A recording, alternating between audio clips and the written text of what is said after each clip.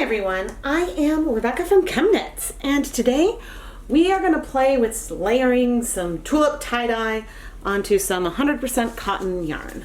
This is the KnitPicks Bare Cotton Boucle, and we're going to just have some fun. I'm starting with a really dilute blue, sort of all over. This is, again, fairly random patterning. But this blue has been diluted multiple times, and I figured it was as good of a place as any to start. Now, I do want to take this to the sink and squeeze out as much water as I possibly can, so that way we won't get too saturated as I add the other colors. So that was just a tiny bit of the color turquoise. You can see it is rather pastel. It had been diluted a lot. All of these dyes I did mix up today, so everything is fresh. The last three colors that I have are fuchsia. I'll do a little stripe there. I've got purple. And then I've got some green. And these are the colors we've got, and we're gonna kind of randomly go onto this yarn like I've done layering colors with other types of dyes. It's just this time it is a tulip one-step dye and not acid dyes or food coloring in a pan. So I'm curious to see like how much they might spread out, or really what kind of effects we will get.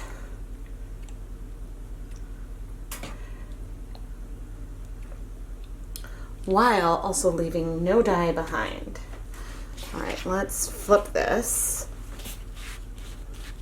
Now I am totally unsure what kind of color penetration we are getting, if any, into the more center regions of these skeins. Yeah, I'm just totally unsure.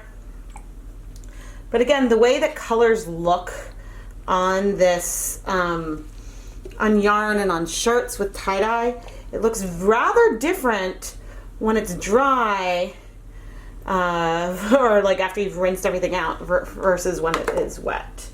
And I still have a tiny amount of these colors, so I think I'm gonna go now into some more like specific regions. This isn't sort of dry rub or wet rub or something, because I'm not, at one point I thought I might try to squish things together, but I am sort of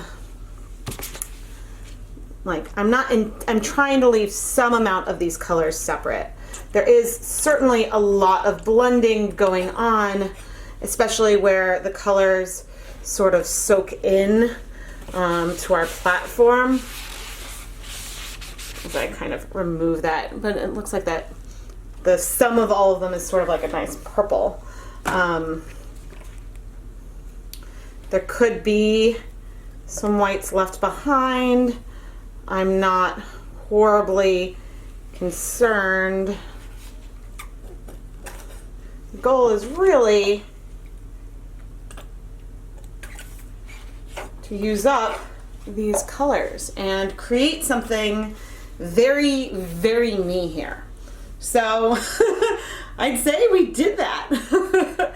We just randomly squirted these colors onto the yarn, and now we need a container so that way we can let this sit for 24 hours to set the color. Okay, hopefully things aren't too drippy, and just picking it up, that's really not bad. I have placed it inside a Ziploc container, which I'll seal. And then in at least 24 hours, we'll be back and we'll start unwrapping and cleaning up all of the things that we dyed today. I will rinse out and save these bottles. I like to reuse them again and again and again. And I have my tabletop protected with a shower curtain that normally I use again and again and again, but it does look like it has formed some leaks in it, so it's double layered, so it hasn't gone onto the countertop, so we're good there. But unfortunately this might be the last day for this protector, but this has lasted me about a year, so it's not bad. It's about 2 days later, and let's take a look at this random layered colored cotton yarn. Let me just pop it in to some tap water. Let's start. Ooh, looking at the color come off is really pretty. Really, really pretty. Oh, it always makes me sad to see colors bleed. But the mixture of all these tones doesn't surprise me a ton since we've done dry rub with probably similar colors, so we've seen how they've mixed on yarn before. But so it's mostly purple. There's a few hints of white and from where it wasn't completely dry, and a few pops of teal. I think that some of those whites actually are some of the most surprising because I had thought that I had covered them. But I think that it could be like a nice little like surprise in whatever gets knit with it. I'm using warm water. I'm adding some dish soap. And this is going to take a lot of rinsing. I'm going to rinse this many, many times with cool and hot water until the water runs clear. And then we will probably put this through my brand new Nina Soft spin dryer and then hang it up to dry. This yarn is cool. I don't think there's really any better way to describe it, but we've got only a few hints of the teal left, hints of white, and then this sort of muted fuchsia and a lot of purple. And a lot of purple comes from mixing the turquoise and pink and the purple, all that were present here in this mixture. I like that we ended up with this subtle layered look.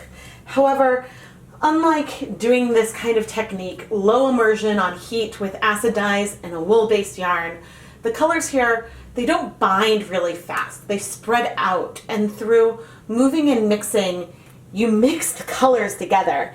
And so you end up with something that ends up pretty subtle and blended, which again, can be really, really awesome. I don't even really mind the little bits of white that are left behind, but if you wanted to avoid that, then maybe in your pre-soak, squeeze it a few times to make sure all the spots are wet. You know, just a friendly little tip. I love everything about this cotton boucle yarn from KnitPicks. It's not super loopy, but it does have a thick ply and a thin ply spun together, and I love the texture that adds to the cotton yarn. I am Rebecca from ChemKnits, and make sure you like, subscribe, turn on notifications so you never miss a new video. I don't dye cotton yarn as often as I would like to, but whenever I get the opportunity to play with tie-dye and cotton yarns, I get really, really excited. I know it seems like I play with these same like 3 or 4 colors a lot. This time you really can blame the kids because they requested these colors for shirts, which is why I had mixed up the dyes in the first place. Make sure you check out the ChemKnits Creations Etsy shop, which has over 100 skeins of hand-dyed yarn featured in past and upcoming videos. There is everything from cotton to acrylic, and then a whole lot of various wool blends in my shop. And yeah, there's just a lot of variety and a lot of color and fun, so you really should check it out. Thank you so much for watching, everyone.